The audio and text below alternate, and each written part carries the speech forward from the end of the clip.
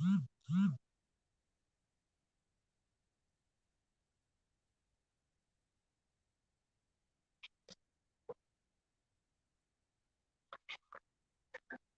evening. Good evening. Come on in.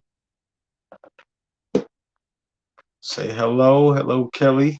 Hello, Charlene. How you doing? Hey, hey. Hey, Sheena. How you doing? Um, I'm gonna give it just a few more seconds before we jump in, but let me thank you guys for joining for another episode of Ready for Relationship Live. I appreciate you just joining and being a part of the conversation.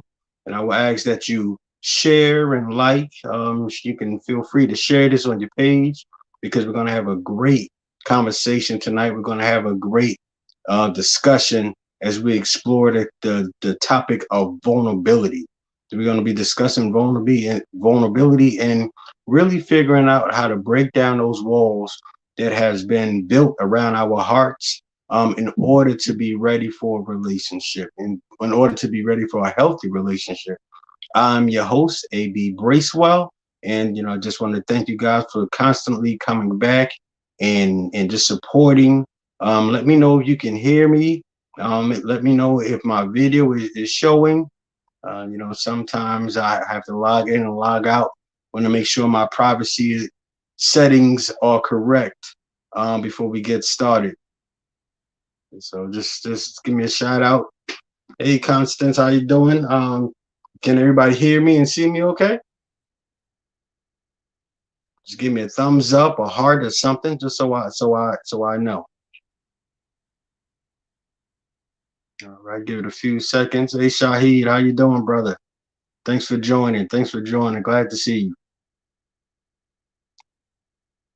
All right. Then we're about to get started. I guess since yes, we can hear and see you. Okay, that's all I needed to know. Thank you, Sheena. Thank you, Constance. So let's get started. Tonight we're going to be talking about a very, very deep, a very special, a very important topic when it comes to relationships. We're going to be talking about vulnerability, how to break down the walls that is around our hearts, that's around our minds, that's around our behaviors, that's going to prepare us to be in a happy and healthy relationships. Or even if we're in a happy and healthy relationship, that doesn't mean that we don't sometimes still struggle with being vulnerable. So we're going to be exploring that tonight. I have two great guests with me. Some of you guys may know them, might be very familiar with them. They have their own broadcast going on. They have their own ministries. They have their own things going on that I'm sure a lot of you guys are a part of at times. So they're probably familiar to many of you, and those that they aren't familiar to, I'm sure you're going to get to know them, and you're going to get to they're going to get to introduce themselves to you tonight. But let me just introduce and explain to you how this whole broadcast came about. This Ready for Relationship Live. A few months ago, I published and wrote a book which is called Ready for Relationship. And in this book, I explored different topics about relationship readiness. I speak about preparing for the relationship that we want and how to be in a happy and a healthy relationship. And the in the topic stands for four areas of life that I believe that we need to focus on in order to be properly prepared for a healthy relationship. The first area that I focus on is healing from past hurt. I believe we need to try our best to heal from past hurt when we're preparing to be in a relationship. The next area was building our relationship with God, building ourselves up spiritually. A lot of the times we enter into relationships because we're trying to fill voids in our lives. And I believe once we develop a relationship with God, once we build ourselves up spiritually, He's able to fill up all the voids in our lives. So we're not going into relationships looking for someone to fill a space in their life that they're not capable of filling, not responsible of filling, and not able to fill because we get those voids filled by God. The third area that I speak about is getting to know ourselves, going through that self discovery, that self actualization, building our self esteem, understanding our self worth and our value. Um, those things is definitely needed when we are preparing to enter into a relationship. And the fourth area is an area that touches on what we're going to be speaking about tonight, that mutuality mindset. And, when it comes to mutuality mindset, that basically means when we take our world and we try to combine it with the world of someone else. And in order to do that, we have to have this mutual understanding. We have to build a mutuality mindset in order to be prepared to be with someone else. And one important area and one important things in building that mutuality mindset is learning how to be vulnerable. Learning how to be vulnerable. So allow me to read a quick section out of the book Ready for Relationship, and then I'll be bringing my guests right on so we can dive deep into this topic. When we decide to be vulnerable, we are deciding to lower our defenses. We are breaking down the walls. We are removing the barriers that keep our worlds separated from others. Experiencing true love and a mutuality vulnerability goes hand in hand because we must be willing to reveal our needs, our desires, our shortcomings, our insecurities to others in order to accomplish this. Vulnerability provides others with an opportunity to meet our true self. It gives them a chance to cover us in areas we are broken, love us in spite of our quirks, and walk with us through our fears. That is love. A major problem in relationships today is that we enter into them with unrealistic expectations. We expect our mate to meet a need that we were never vulnerable enough to share with them. We expect to draw closer to them and for them to draw closer to us, even when we do not learn how to loosen our grip on our need to protect ourselves and break down the walls that impedes closeness. Mutual vulnerability requires us to release the fear of showing someone who we really are.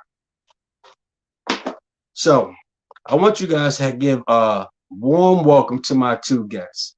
One of the brothers I've gotten to know through Facebook. Just a great brother. He's a minister. He's an elder.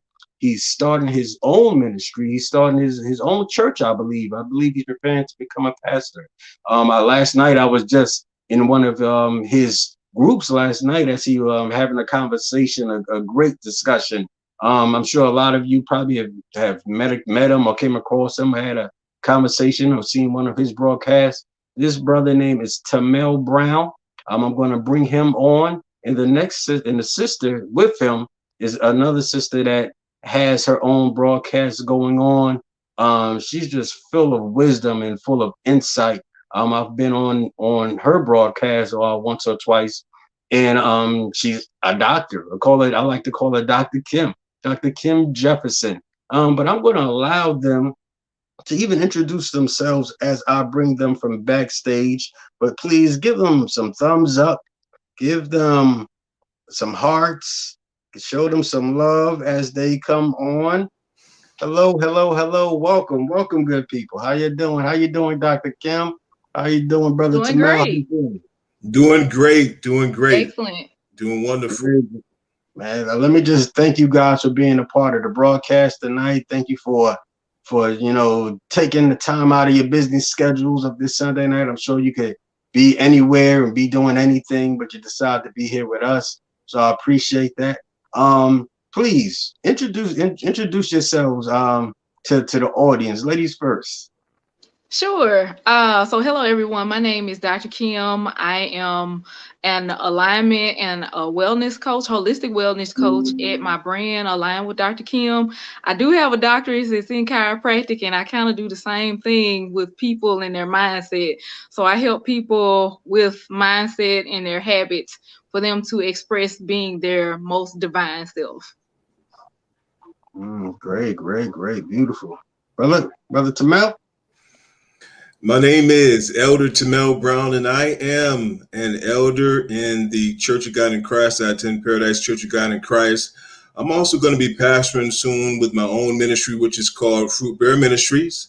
I'm also a singer songwriter, and I'm coming out with a single this year called It's All About You. So please, when it comes out, please support it. And also, I am the founder of Single Save with No Kids, and also the co-founder as well as Janee Lamb. But I'm just happy to be here. Thank you so much, AB, for inviting me on. I appreciate it, my brother. No problem, man. And I'll be seeing you showing off with the voice sometimes, dropping the videos where you're harmonized. I'm like, look at the mellow man showing off. You got a great gift. You got a great gift. Appreciate it. So, Thank you. Thank you. thank you. Thank you. Thank both of y'all. So let's just hop right into it. We're talking about vulnerability tonight. We're talking about breaking down the walls around our hearts in order to be prepared for a happy and healthy relationship. Something that a lot of people struggle with. I know I've struggled with it in my past. It's a scary thing to be vulnerable. It's a scary thing to put down those guards and to enter into relationships, especially after you've been through certain experiences in your life. But let's start off by defining what being vulnerable looks like in a relationship. How do you define it? So I'll go first. I'll hop in. So the way I look at vulnerability in a relationship is when you choose not to hide your emotions. It's when you fully express your thoughts, your feelings, your challenges, the insecurities, all the things that you read out of your excerpt just a moment ago. It's when you fully express those things about yourself for the purpose of that's just who you are. That's because you are who you are and you're not hiding. Yeah, I think Great. Dr. Kim, she summed it up really good, and I think it is, part of being vulnerable is just being able to be your complete self, as far as being your true self, not having to hide your emotions, being able to express yourself, fully, and not worrying about being judged or being looked at in a negative way. I know for men, we're taught, to be strong and, don't show emotion, don't cry and all of that. And so I think it's tough sometimes for us as men to show our emotions or to be vulnerable in some aspects because of that reason. Yeah, I agree. I agree. I agree. And you said a key word there, being free to express ourselves without judgment. And at the same time, I believe being vulnerable is being able to go into a relationship and being open to criticism and open to some type of judgment or some type of correction, I should say. A lot of the Mm-hmm. times we're not open to correction from our mate, and we're not open to criticism. We want to express who we are as a person. We want to be who God made us to be. But when they correct us, we don't always take it so kindly. And this is, and that's a part of being vulnerable. What do you think about that? What are some of the challenges? What are some of the struggles that people have that stops them from being vulnerable when it comes to relationships? Oh man, you can go so many places with it. The things that will stop you from being vulnerable, Mm-hmm. I'm just gonna jump right into it. When you don't know yourself, when you don't understand who you are, when I mean, it's like, how can I give you something that I don't have or that I don't understand? If you come to me and ask me for a cup of water and I don't even know what a cup is, or if my cup is full of nails and you need water, me trying to give you that, I can't give you something that I don't have or something that I don't even understand. So it's like, not understanding what you have or the ability to connect with another person. There's some trauma in there. I'm not trying to hop into the other questions as well, but some things from my background will hop in the way. And the biggest thing I've noticed is just on a, I guess, psychological level here is we are mainly protecting ourselves. It's self-protection from right criticism, protecting yourself from judgment, protecting yourself from feeling embarrassed. um embarrassment registers in our brain as pain, just like loneliness does. Just like if somebody hits you with a Mack truck, it's the same effect. The same center will light up in your brain with embarrassment or shame or something like that, and it hits kind of hard. And the brain, your personality, you will do everything possible to avoid anything that will put you in a situation to be vulnerable. Mm-hmm. Mm-hmm. Absolutely. I agree with you, Dr. Kim. And she's saying some good things concerning that. I was just thinking that, a lot of people suffer from an identity crisis. They don't know who they are, and they don't know who they are in Christ. And so they have the tendency to hide, their true feelings because they're so afraid of what people are going to think about them and what people are going to say about them if they do certain things, or they say, or if they say certain things. And so I think also it's important. I mean, to definitely be able to be with someone or to be around people that you can truly express yourself. I don't want to be pretending and faking the funk. And if I can't be myself around certain people, or if I can't be myself around a woman that I'm involved in or in a relationship with, then I don't think I need to be in that relationship. I think it's important for us both to be vulnerable, to be open, to express ourselves. I want to know your true feelings about different things, different subjects. Tell me the truth. I don't want to hear something that you say because you think that I'm going to like it. I like people who are very honest and straightforward and upfront with how they feel about certain things, so that I can know, hey, if I'm doing something or if I'm saying something that you dislike, don't hide it. Say, hey, to Mel, hey, I didn't like that, brother. I didn't like what you said. I don't like what you did. So that way, when it comes back around, that individual or in a relationship, they won't blow up, and I won't think you're crazy because I didn't know, what you were feeling or what you were thinking. You didn't tell me. So I think being vulnerable was also a part of that, is being honest and being straightforward and open to really express yourself and say how you really feel. But I know it's hard sometimes just because we don't want to be hurt. Yeah. Yeah. Well, you said a key word, that being hurt.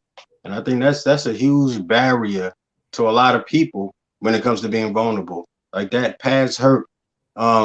Situations or times when somebody did open their heart or did feel like they was in love, and it was either they was disappointed, or they was betrayed for whatever reason. And they take that hurt with them, never heal from that hurt, take it to the next relationship. They still want to be in love, but they're afraid to open up their hearts again. They're afraid to be vulnerable again. You said something very key when it came to men and being vulnerable. You talked about our conditioning and the way we're taught, and that's a big barrier to us as men becoming vulnerable. The conditioning, the teaching that we go through, and we're going to dive into that, because I want to hear your thoughts on men in the struggle we have with being vulnerable. But I also wanted to touch on the point that you made about trauma, Dr. Kim. Um, what I've learned, or what I've experienced from a lot of people that I talk to or work with, a lot of people go through vicarious trauma sometimes, and it stops them from being vulnerable. So it's not even a direct trauma to them, but if we grew up in a household or an environment, a community where people are getting hurt when they open up their hearts to relationship, we Mm-hmm. see those things, and then we just put up a wall automatically. Like, listen, I don't want to end up in that situation. So vicariously, we feel that pain, even if it doesn't come to us. And so that's another reason people put up walls and put up are afraid to become vulnerable. So let me ask you about the gender specific challenge with being vulnerable, as men first, and then we're gonna go to as women. What are Mm-hmm. some of the teachings or some of the conditioning that you think we receive as men that stop us from being vulnerable when it comes to relationships? Yeah, I think as I was previously said before, is that whenever, let's say, let's use that example. Let's say if I'm young, let's say I'm maybe 5 or 6 years old, and I'm learning how to ride a bike, And so it's my first time getting on a bike, and I fall off the bike. It may be your brother or your father, and they say if I fall and I hurt myself and I start crying, they say, "Well, boy, you don't you cry? You're not supposed. Hey, get up, get back on that bike. You ain't supposed to cry. Get up on that bike and stop crying." And so, whenever we do something that's let's say we want to be vulnerable, if we want to cry, I've always been taught, men are supposed to be strong. Men aren't supposed to cry, no matter if you're hurt. We're just supposed to be strong. We're not supposed to show any softness. Only boys that are soft. You can't be crying. Soft boys cry, and so that's the kind of mentality that we have growing up as men. That we're not supposed to show any weakness. And so I think as we get older, and whenever we do something wrong or we make a mistake, and let's say we're sad about it, you're brokenhearted about it, like wow, you just feel bad about something. We can't show and express that. We're taught not to. We're taught just to be strong, suck it up, suck it up. Like my brother, you punch me in the chest, punch me in the chest, suck it up, Mark, suck it up. Just trying to make me strong, just trying to, as trying to be an example to help me to be a strong man or a strong person. And so those things growing up, they kind of stay with you. And so when you get into your adult relationships, especially when we talk about romantic ones, then that kind of stays with you. Like, man, I can't let this girl see me cry, because if this girl see me cry, then she's gonna think I'm soft. She's gonna think I'm weak. And so there's been times, where probably, and I wanted to, probably be a little bit more sentimental in certain aspects, and maybe I saw something, a movie or something like that, and probably tears, wanted to fall down, but I wouldn't let them fall down because I didn't want her to think that I was weak or soft. Not the boo-hoo, not that, but just the tears coming down. Mm-hmm. Just, at times you just feel emotional about some things, but you gotta hide it because you don't want it to think you're soft. And so Yeah. that's just kind of the stigma I think that men deal with, from always having that preached to us, always having that taught to us. Hey, you got to be strong. Don't cry, suck it up, and be strong. And so I think it affects us negatively because we can't open up sometimes to the ladies, especially when they're asking us something or they want to know something and they want us to be sincere and to be honest, and we're not vulnerable enough to open up to them. And so that, I think that stems from childhood and a lot of uh, lives of the men. Yeah, yeah. No, I can definitely second that thought. I grew up in an environment. I don't know what type of community or neighborhood you grew up in, but I grew up in an environment where the general teaching to men or boys about women was, they were either gold diggers, there was out to trick you or connive, or they were conniving. So that type of conditioning and that type of having that type of view on women as a black man, that breaks our trust, or damages our trust. So it's hard for a man that doesn't have any trust in women to turn around and be vulnerable to. But those are the type of things that we're taught in our communities. That's the type of things we're taught in the music we listen to growing up.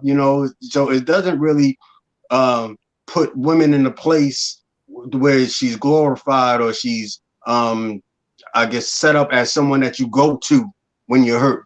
It's really someone that's out to get you, somebody out to trick you. So that definitely damages the way we become vulnerable, or ability to be vulnerable when we get older. And just one other point, when it comes to men and being vulnerable, I can remember as a child and even as an adult, we learn how to trash talk a lot. Men can trash talk, Yeah. but men aren't taught how to compliment.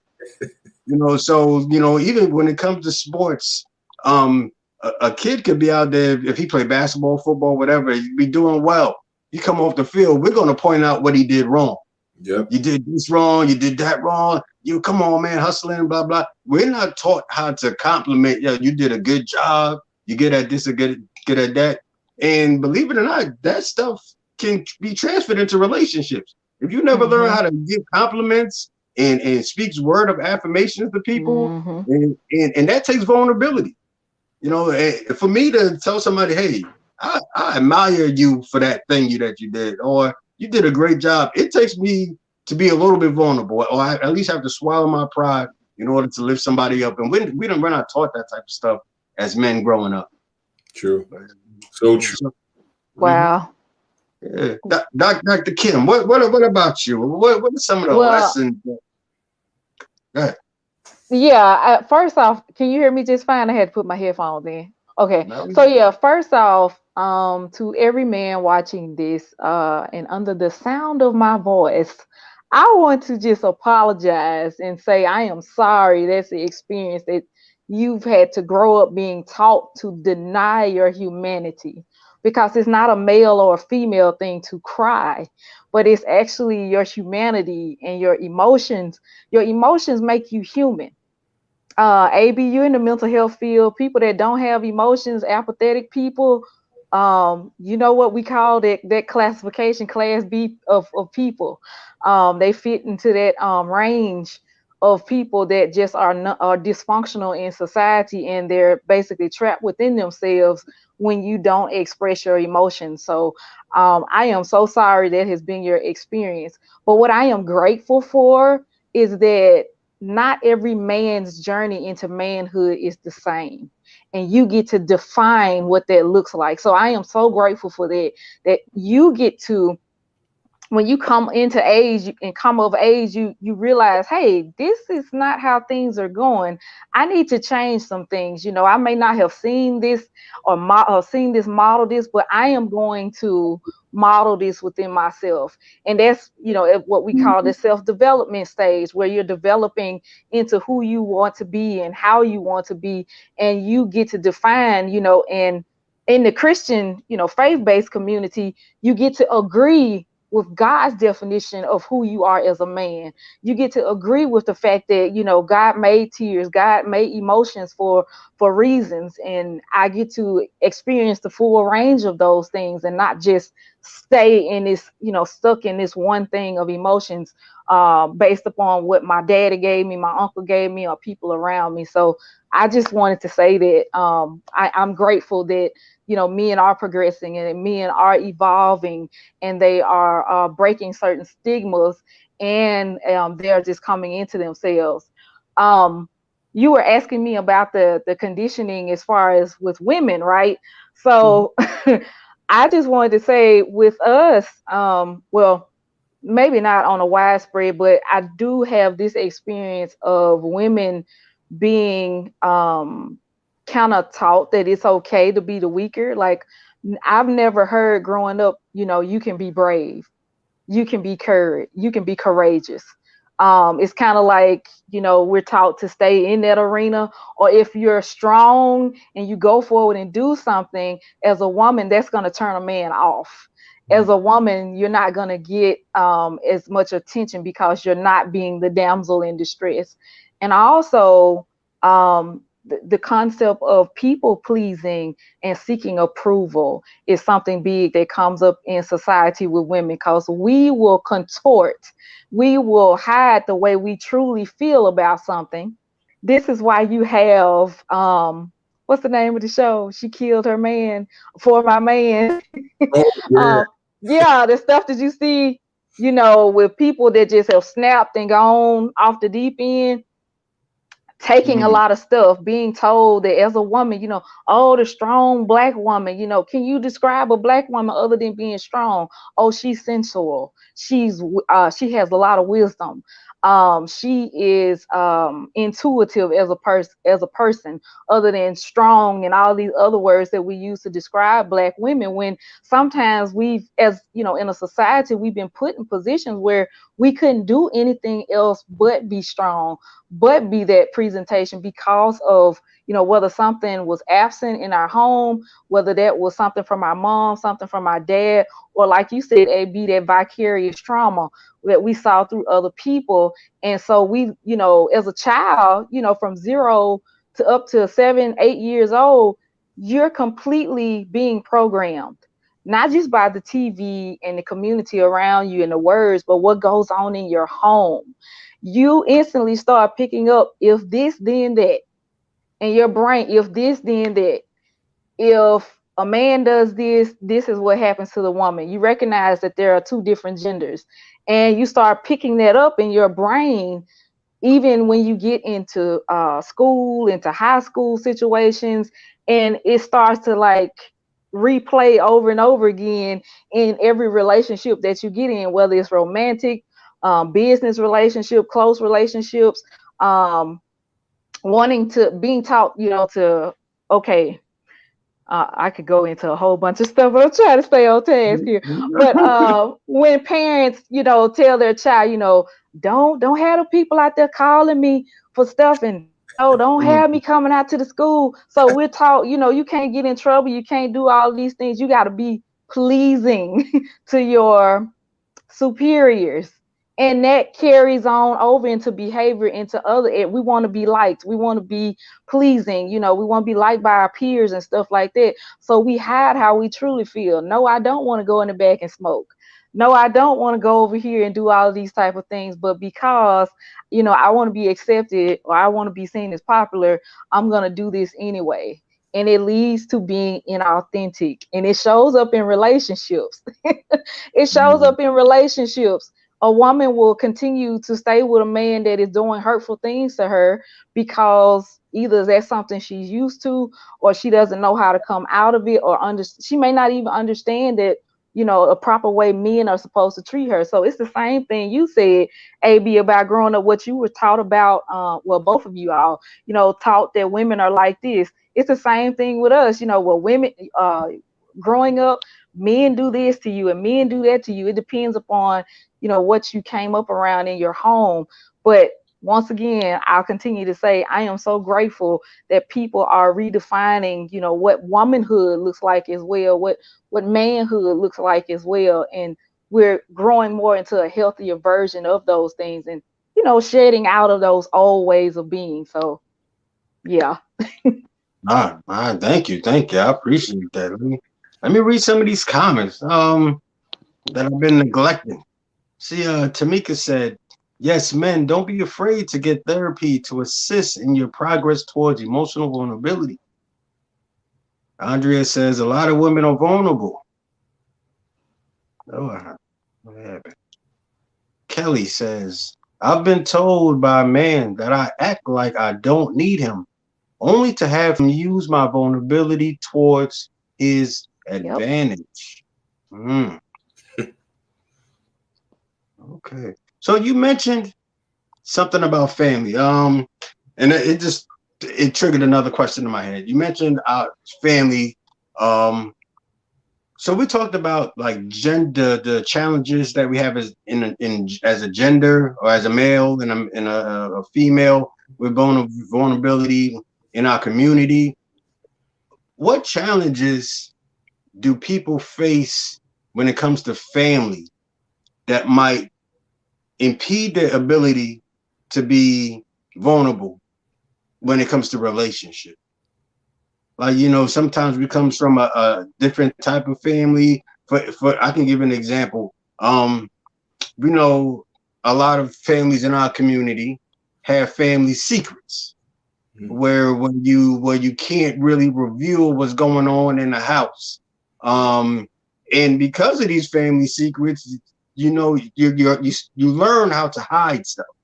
You don't only learn how to hide the secret that's going on in the house, you learn how to hide parts of you. You learn how to hide things that you might think is too personal. You learn how to be less revealing. And we learn these things from our families. Sometimes we come from a family where you get fixed in a certain role. Say if you're a middle child, you and your family label you as, I don't know, you're the peacemaker, and even if inside you don't feel like the peacemaker, that's not who you truly are. You get fixed in this role and you start to live that out, and you never really reveal or unmask who you really are when you enter relationships, because you've wore this hat that you're the peacemaker. But we learn those things from the role that our family put us in. So can you think of any other roles or any other teachings that we get from our family that really impact us when we enter relationships as we get older? Well, I was thinking, when you were saying that, my mother always used to say, "What goes on in this house stays in this Stays in the house." And house. so she used to say that all the time. And so whatever happened inside the house, we better not go out there and tell what happened. And I think that statement is made in a lot of different households. And so what happens is, I think people begin to cover up, like you were saying, those family secrets. AB, I know a lot of women who have been, even young men who have been molested and things of that nature. And, that does play a severe trauma in the lives of these individuals. I've talked to different men and women, and they told their parents what happened. Hey, a stepdaddy, he's molesting me, uncle's molesting me. And the parent didn't believe him. And so that, I'm pretty sure, would have a high stigma on being able to trust people and being able to be vulnerable, because you can't tell the truth. You want to tell the truth. You need help. People are, the individual is seeking help, wanting help. And when you tell your own parents and they don't believe you, I know that's got to be tough. That's got to be hard. And so I think it stems from that. It stems from not being able to tell the truth about what's happening to you. And so there's a lot of trauma. I remember just being in college, and I was, talking to these ladies, and we just sitting around in a circle, just, having a conversation. And these ladies begin to break down and cry, and because they start talking about the trauma that they experienced as far as in those situations where a lot of women were molested. And I was looking at all these ladies, like it was about 5 or 6, and they were crying and holding each other and, trying to comfort each other. And I said, wow, this has taken place a lot. This is happening a lot. And so I think that does, when it comes to family, if you can't trust your family, if you can't tell your mother or father something and they don't believe you, I know that's it, and some do believe you, but like I said, those secrets, Mm-hmm. and when you continuously hear that, what say, I know the parents mean well. I know my mother meant well with that. What goes on in this house stays in this house. But there's some really ungodly, unrighteous, terrible, evil things that go on in some houses that need to be told. And so I know Mm-hmm. that, has a very strong emotional effect on some individuals. And then it affects you, of course, as you grow up into your adult life. And so, those are some of the things that I think family does play a part in. And even me being a rebel, I was a middle child. So I was always getting in trouble, doing bad things. I was, I'm telling you, I You're was, supposed to be the peacemaker, man. look, I was something else, and so I was, I was just one of those kids that was just adventurous and fighting and stuff all the time, and that was me. And so when this is what happened, though, when I wasn't doing nothing, I'd probably be the one to be blamed. No, it was him. It was Buddha. That's my nickname. They call me Buddha. It was Buddha. No, it wasn't me this time. But that kind of stuff it just depends on how you brought up, and that's how I think family can play a part in kind of developing how vulnerable you're going to be, moving forward or going into your adult Yeah. life. Yeah. Oh, okay. Dr. Kim, any thoughts on that? Yeah. So your family is a huge part of your programming or your mental conditioning. I totally agree with that as well. The biggest thing that comes up for me is thinking about how emotions are dealt with in the home. Like you said, secrecy, hiding it. We don't talk about that here. Stuff like that, where you're taught to hold things in or let things build up, or you are modeled that in the way that they handle their behaviors, in the way I mean, I don't mean no harm, but everybody that was a parent really didn't need to be a parent. Like, there's no quality assurance for, oh, you're emotionally healthy enough to be a parent. No, that's not how it works. You passed on your DNA, and whatever trauma that you were dealing with, and when you raise your children or when they grow up around you, they're going to pick it up. That we live in an imperfect world. So the way people deal with their emotions in the home, if a kid see how anger is played out, and anger was a huge part in their home, when they get into relationships, that anger is going to show up again, because you're going to equate that somewhere to love. If I'm not fighting or fussing or arguing, I don't feel seen, because that's what was modeled in my home. This is why it takes so much patience when we get into these relationships, because man, when you, the closer you get to somebody, either they gonna start repelling, or either layers just gonna start falling off, and you just gonna start seeing, oh, okay, this is how stuff happened with you. No, I'm quite different from that. So it's like, taking that time to see, why you're doing these things and why it's normal for you to challenge what's normal is important. I think about Chris Brown. Chris Brown, saw his mama getting beat growing up, just scared to go to the bathroom because the man was in Mhm. there doing what he was doing to her. And so, when he got in a relationship with Rihanna, I'm sure he wouldn't want to hurt a fly or anything, but man, when you get in a relationship and seeing what him growing up, seeing what he was modeled in his home, made him believe, okay, he's going to act it out now. When I get angry, it's okay for me to hit a woman, because he instantly goes back to that place of what he saw, what he was feeling and everything, and it plays out over and over again. So how he saw Mhm. it handled in the home, that's how he handled it. So it transfers over until we consciously make a decision, to say, hey, I need to do something different. Like somebody said in the comments, it's time to go to therapy. It's time for me to see, to break this habit of what I'm doing. Yeah, nah, I totally agree with what both you said, man. That's some good stuff. Yeah, like what we learn in our families is definitely impacts how we turn out to be in adulthood. Let me read some of these comments. Denise says, "You live out what your family has labeled you." Hmm. Des- Destiny says, "There is healing in telling our truths." Yeah, I totally agree with that. Tawana says, "What happened to you as a child is not your fault, but Mhm. as an adult, it's your responsibility to get professional help and to heal from any trauma that you may have experienced as a child. Parents told us to do as we were told, to do as you were told, they do what they see." Exactly. Okay, so we're a little bit over halfway mark of the broadcast, but this is the point I'll kind of get a little bit personal. Ask you guys to get a little bit transparent. And I get all in your business at this point. So my next question is: have you personally ever had challenges with being vulnerable in a relationship?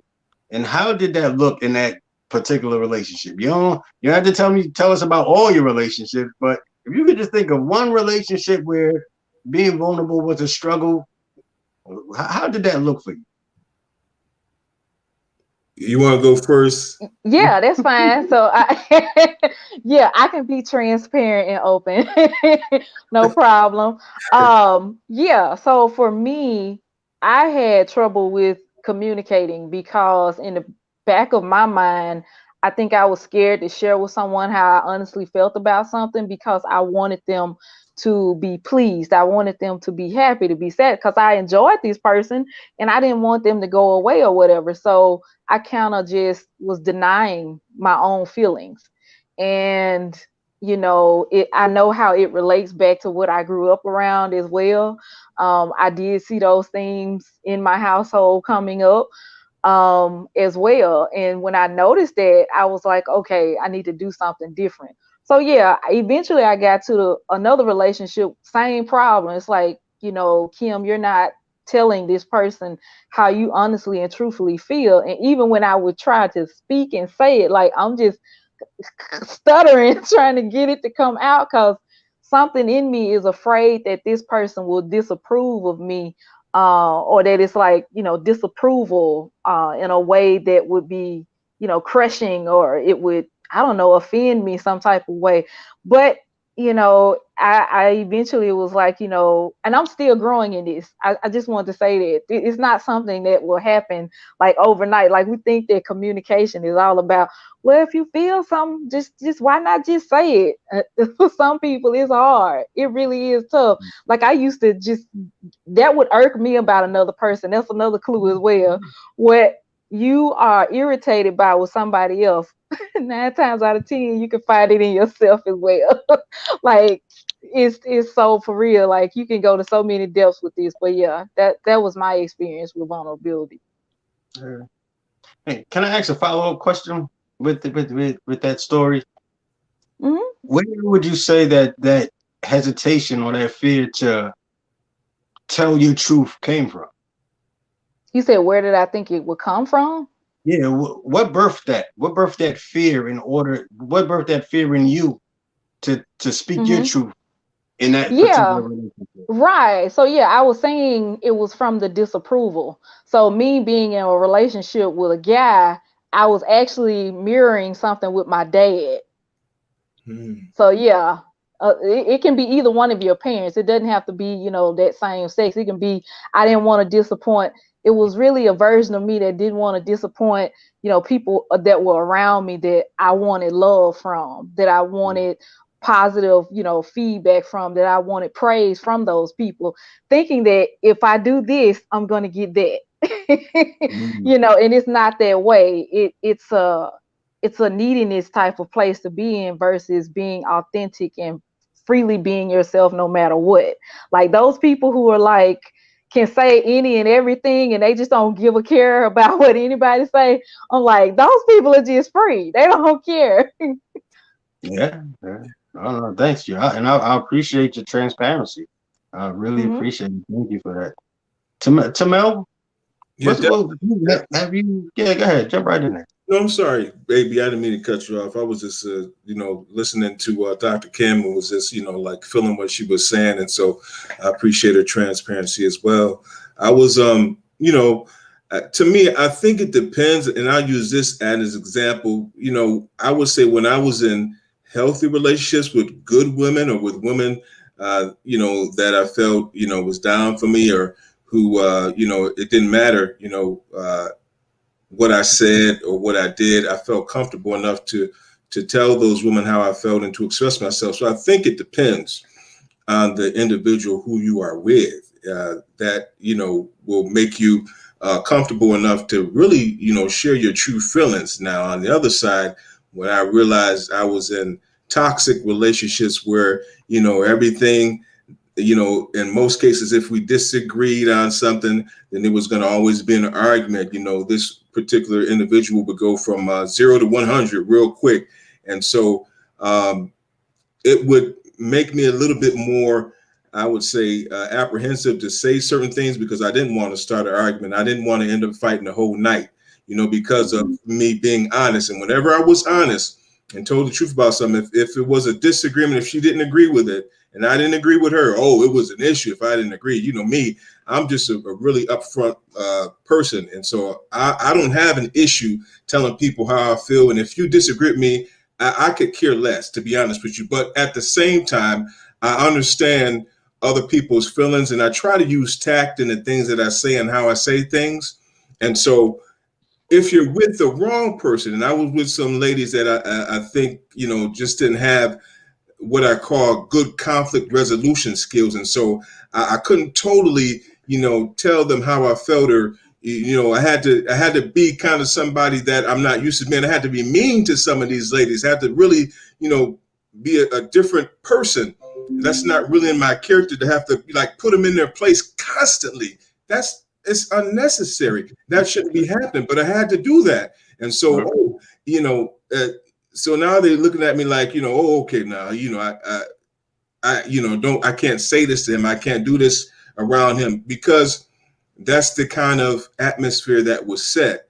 And if I have to be that way constantly, having to, be mean to you, and that's the only way you respond. If I'm, being real hard, and Yeah, that's unnecessary. So I think it depends. My vulnerability depended on the kind of woman that I was with. So now, AB, and I know you know I avoid those kind of ladies that don't have good conflict resolution skills because You know, everything to me is not an argument, and I want to be vulnerable. I want to open up. I want to share my innermost, sacred thoughts and share, kind of the things that's really deep in my heart.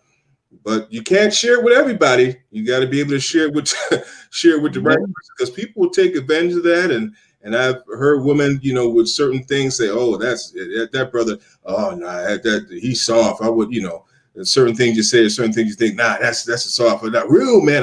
That's what a lot of women like. A real mm, man wouldn't be thinking that. A real man wouldn't be crying, all that kind of stuff. So it just depends on the kind of woman you're dealing with. I'm telling you. But I Elder, appreciate Elder said he had to check them. You had to constantly check them, huh? I appreciate that though. It taught me, about what I need, and what I desire, and what kind of woman I should be with. And so I appreciate those women who had good conflict resolution skills. Yeah, yeah. And I could I could think of a lot of relationships that I was in, or even just dating situations where I had a big time issue or struggle with being vulnerable. For a big part of my life, it just wasn't a part of me. I wasn't able to communicate my feelings appropriately.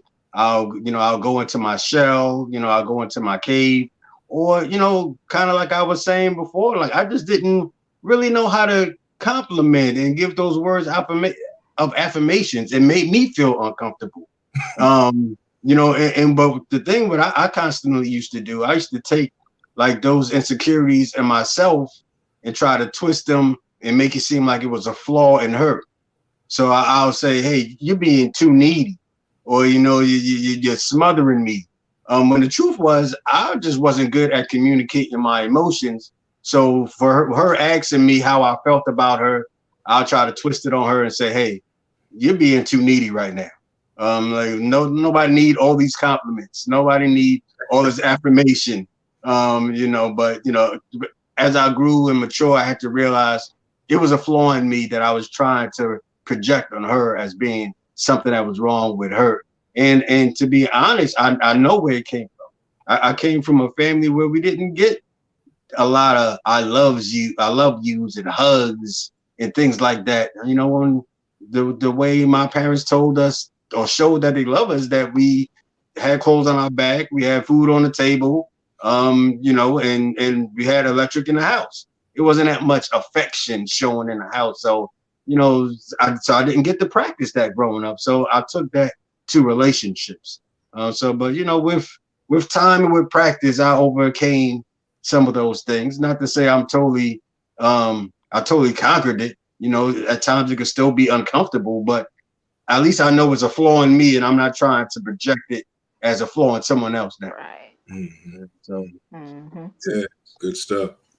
so we've talked about vulnerability and the struggles and the challenges, almost this whole conversation. I would like to give the people some advice, some ways to break down the walls around their heart, to break down the walls around their spirit and around their minds, to help them better prepare for a relationship that they want to be in. I'm sure there's a lot of people on this feed right now that struggle with this. They have a challenge with opening up. They want to be in love, but some people feel like they love so hard that they avoid it because they don't want to get hurt. What advice would you give somebody that's struggling with it and wants to be able to open up their hearts and be in a happy and healthy relationship with someone? Number one, be patient with yourself. It took you however old you are to get to where you are. It's not going to change overnight. So, yeah, that's going to require some support. There are therapy, resources out there. There are other aids and supportive ways that you can work through that, whether it's with a coach, whether it's reading a book, picking up AB's book, gathering yourself some resources so you can learn, because I don't like when people box themselves in as, oh, this is just the way I am. I think that's crazy, honestly. I think that's just, lack of effort. Like, Mhm. you can learn how to explore yourself and come out of that. You can learn to be honest with yourself, number one. Even if it's something you weren't taught, you can train yourself on it.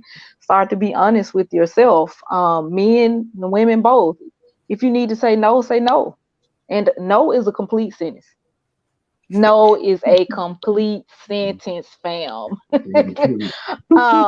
It's complete, and just start practicing boundaries with yourself.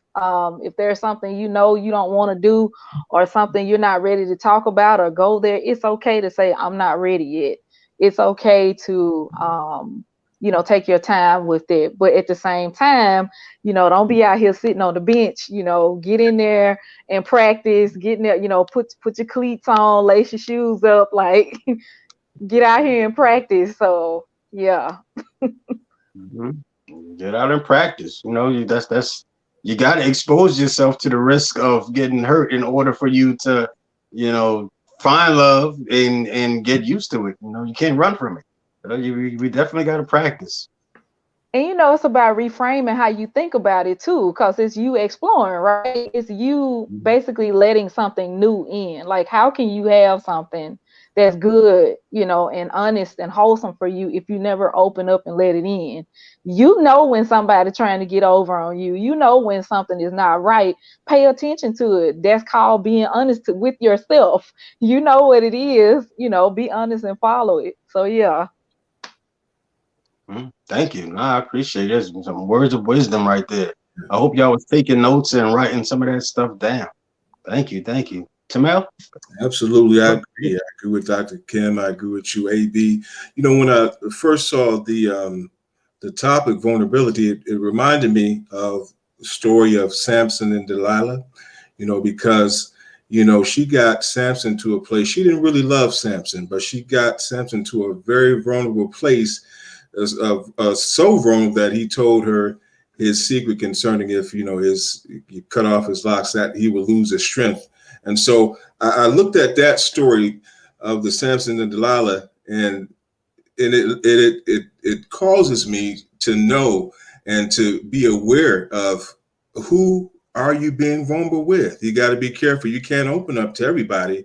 So you got to be selective in the process of who you have around you, and especially who you decide to date, who you decide to allow in your life. You have to be careful, because everyone who smiles in your face, and everybody who seems like they uh, have a good who have good intentions, they don't always, they can be a wolf in sheep's clothing.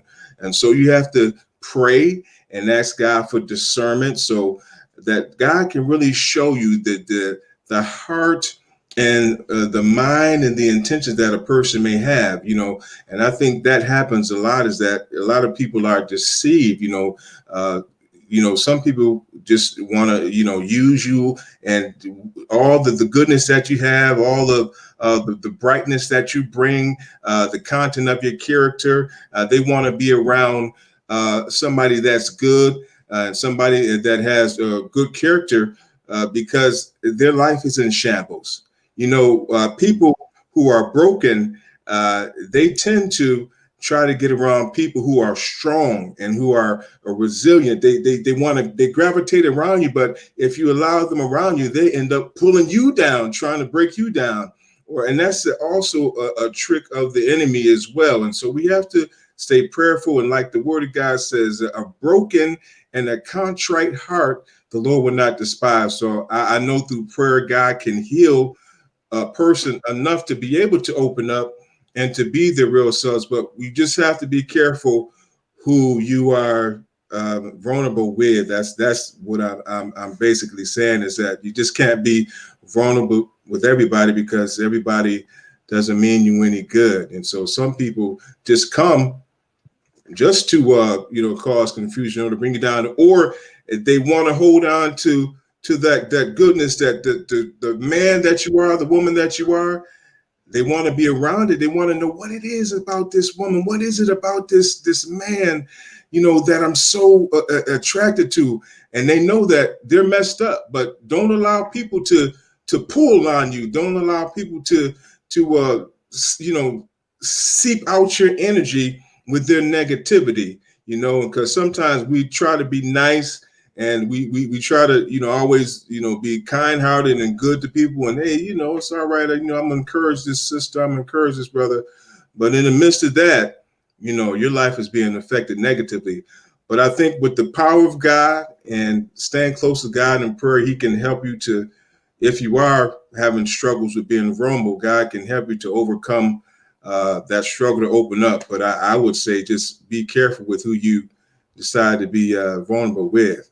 Like Delilah did Samson. Oh man, they gorged his eyes out, and he ended up, dying.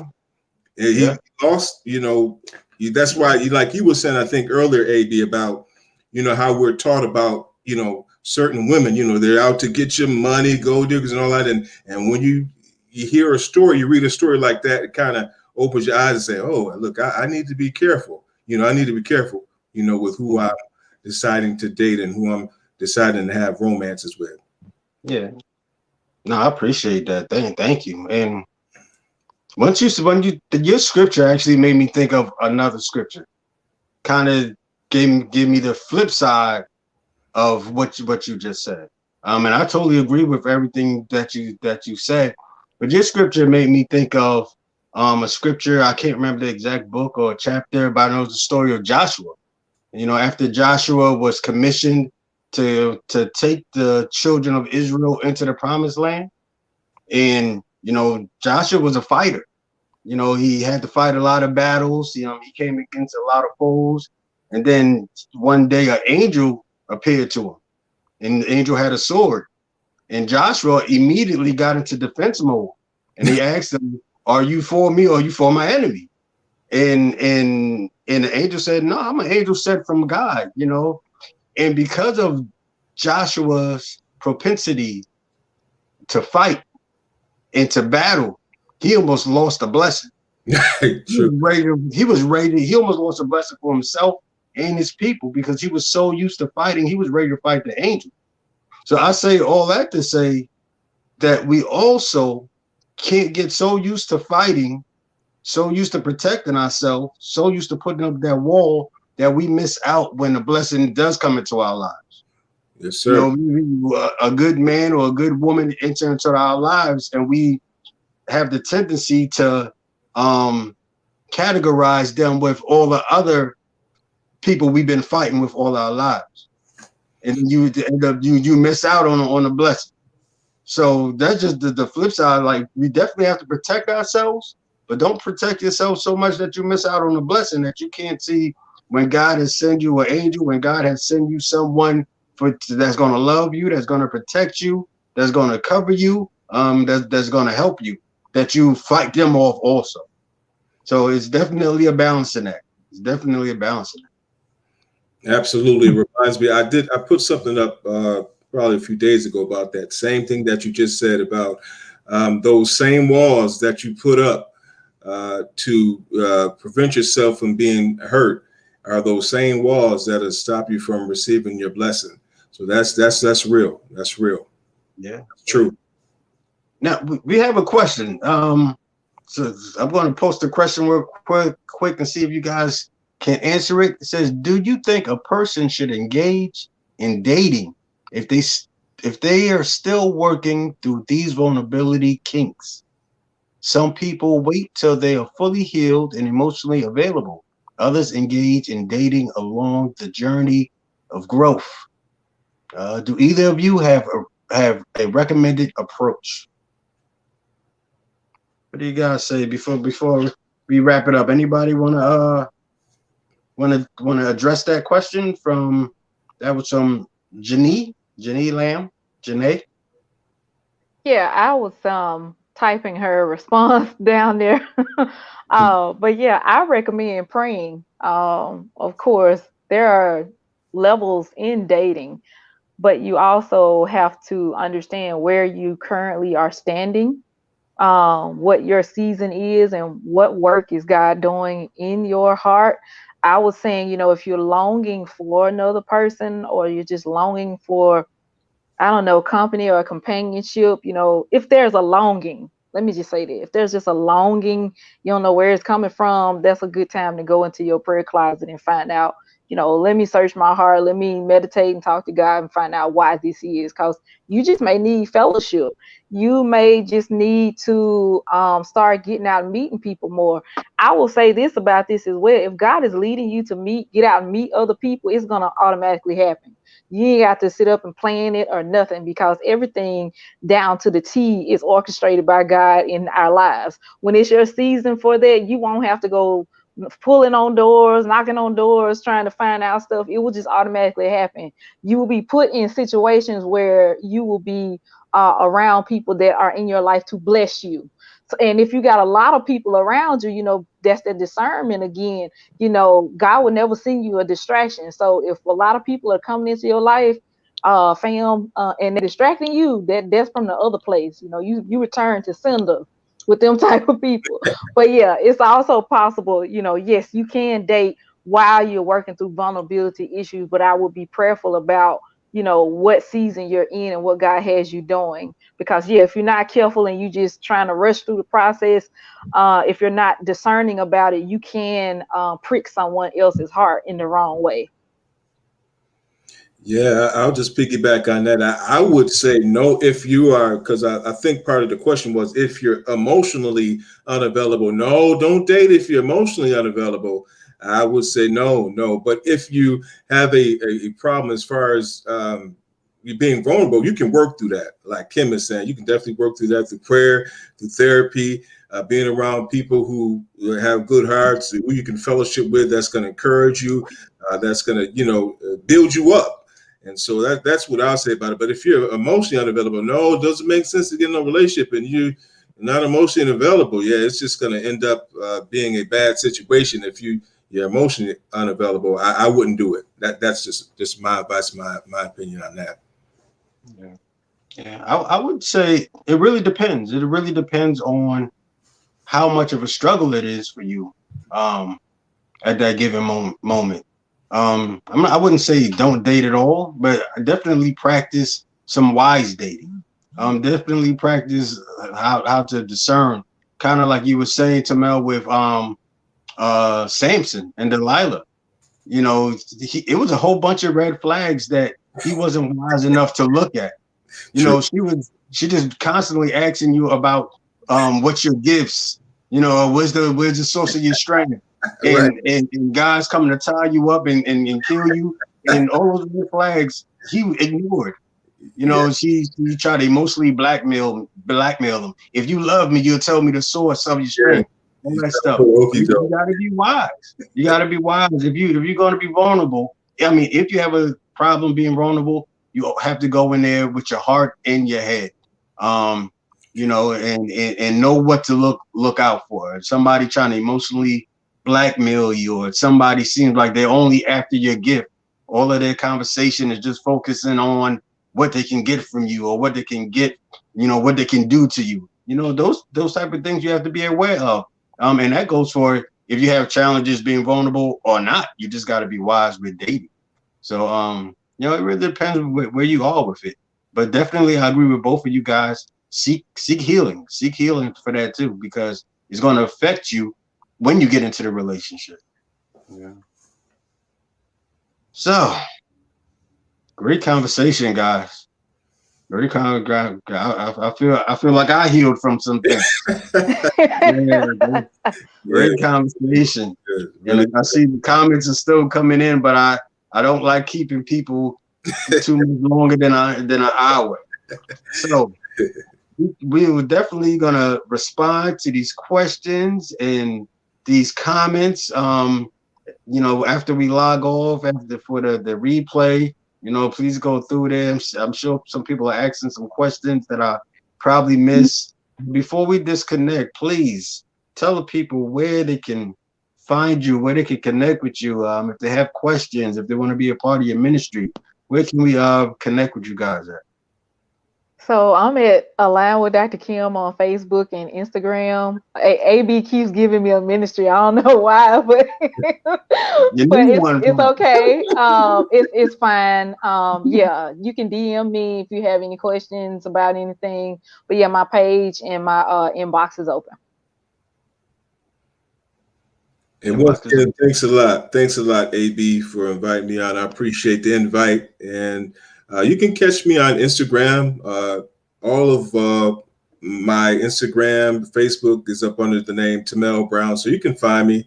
Also, you can check out the music on Spotify, on iTunes, on Amazon. So the old album was on there called Soul Winner. And you can check out, how I sound, my vocals, and some of the songs, old songs.